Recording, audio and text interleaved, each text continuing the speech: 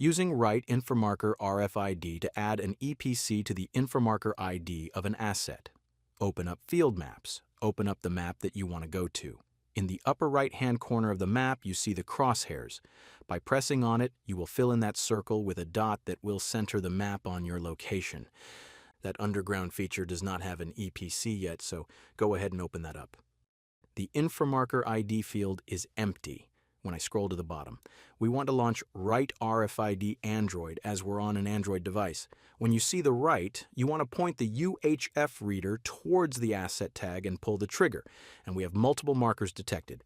And the reason why this happens is because InfraMarker RFID doesn't know which tag that it found that you want to write to. We have 3 different choices we can try again. After we remove all the extraneous tags from around the tag that we want to use, we can adjust the power, which adjusts the read power up or down, or we can abort the operation. We're going to adjust power.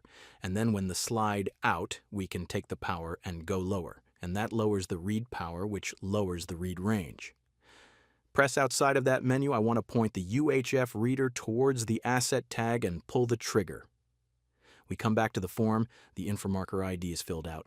And at this point in the upper right-hand corner, we can go ahead and press on the check mark that saves and sends that to the feature layer. You just added an EPC to the InfraMarker ID of a tag.